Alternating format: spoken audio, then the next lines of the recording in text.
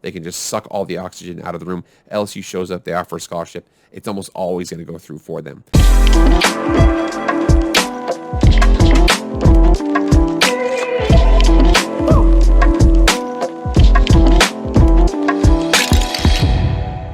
What is up, everybody? It is Jake with Master Football, back at it again. Happy Wednesday. Thank you so much for being here. If you've never been here before, this is Jake with Master Football. All things pro, college, video game football, anything related to American football we discuss on the show right now. Please subscribe to the channel. Hit it. Like, share, comment, subscribe, follow, anything like that, okay? I really appreciate all the engagement. But without further ado, let's get into the video. All right, so there is an article that I have to go into really quickly. Let's see what's going on in the world of college football. Justin Fuente out as Virginia Tech Hokies football coach, by Andrew Adelson. This is early yesterday morning. Well, today's morning for me. But Justin Fuente, who had a 43-31 record in his 6 seasons at Virginia Tech, is out as the Hokies football coach. Athletic director Whit Babcock announced Tuesday. Defensive line coach J.C. Price will serve as the interim head coach for the remainder of the season, while the school starts a national search to fill the position. It says here, entering the 2021 college season, Fuente was one of 7 Latino head coaches in D1, according to Dr. Mario Longoria, who has authored a pair of books on Latinos in football. The others, Oregon's Mario Cristobal, Baylor's Dave Aranda, Miami's Manny Diaz, Boise State's Andy Avalos, UNLV's Marcus Arroyo, and New Mexico's Danny Gonzalez. Also states here that Fuente was hired from Memphis in 2015 to replace legendary Virginia Tech head coach Frank Beamer, and initially the move was applauded by a variety of reasons. Not only had Fuente resurrected a struggling Memphis program in 4 seasons, including a 10-win season in 2014, but also agreed to keep on defensive coordinator Bud Foster, one of the pillars of Hokies' success under Beamer. Fuente was known for his ability to develop quarterbacks both during his time at Memphis and previously as an offensive coordinator at TCU, as was the biggest area Virginia Tech needed to address in the final years under Beamer. It became a constant struggle to make a bowl eligibility with an offense that was not nearly as productive as it needed to be. So you see here with his coaching career, and again, he was a offensive coordinator at TCU. He was the co-offensive coordinator in 2009. Under his guidance, they helped both Andy Dalton at quarterback and lead the Horned Frogs to an undefeated season and victory in the 2011 Rose Bowl. That was when they played Wisconsin and J.J. Watt. He was named the head coach, replacing Larry Porter at Memphis, and they had a really, really good success there. So you come down here and see he takes over in the Conference USA. They go 4-8. Then they join the American Athletic Conference, go 3-9, not so great. Then 10-3, then 9-3. And at that point, everybody was like, all right, this guy obviously knows how to turn around a program. Goes to Virginia Tech, 10-4. Virginia Tech, 9-4, 6-7, 8-5, 5-6, and then 5-5 this season. Ultimately, they bought him out, and now he is no longer going to be the coach for your Virginia Tech Hokies. So this brings about a big conversation here, because there's a couple other articles I wanted to articulate here to show you what's going on. There are some top flight college football head coaching positions that are available now, and there's a lot of movement that's going to happen pretty quick here.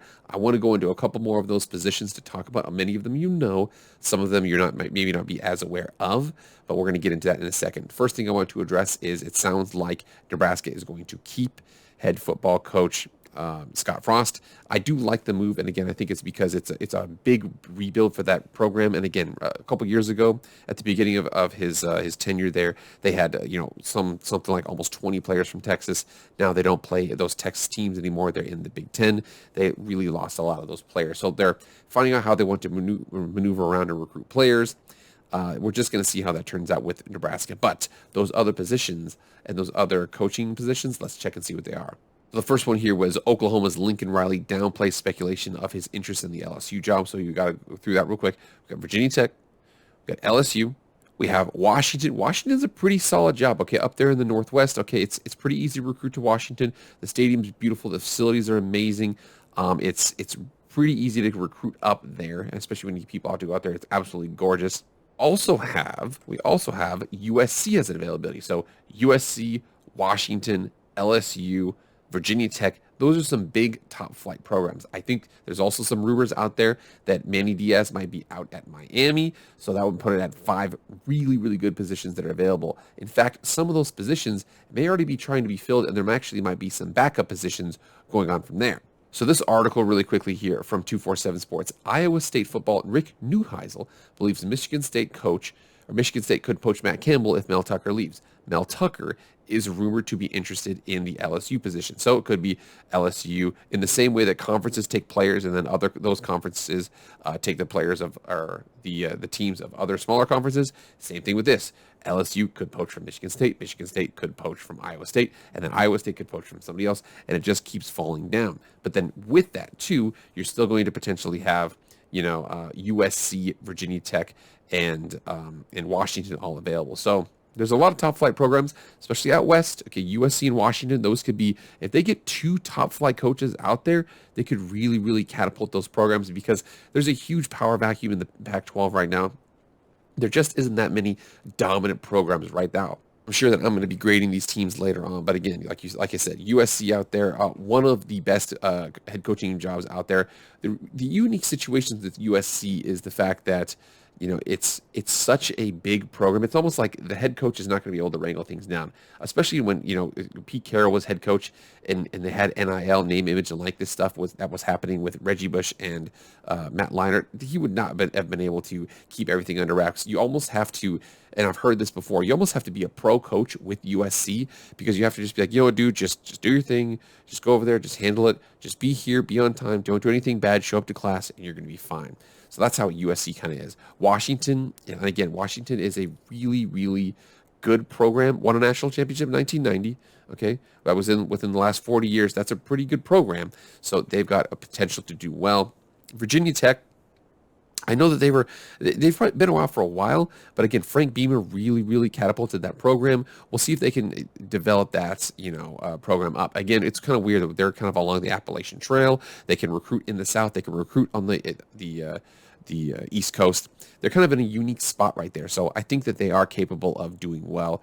And then LSU is LSU, man. Whoever LSU gets is going to have, instantly have a top 25 recruiting class, maybe even top 10 recruiting class. That's what they do well, okay? New Orleans has a freakish amount of players there. They recruit from Baton Rouge, New Orleans, Houston, everything that's close by. They can just suck all the oxygen out of the room. LSU shows up, they offer a scholarship. It's almost always going to go through for them.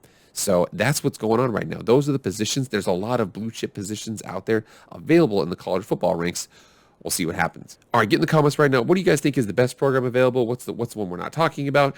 What do you think would happen here? Do you think there's going to be almost like a conference carousel? Do you think there's going to be a coaching carousel with a couple of these people? Do you think Mel Tucker would leave for LSU? Do you think Mel Tucker should go to USC? I don't know. What do you guys think should happen? That's it, guys. Thank you so much for being here. Please like, share, comment, subscribe. Anything like that drives engagement, and I appreciate it. But I am out for the night. I will see you guys on Friday. Bye-bye.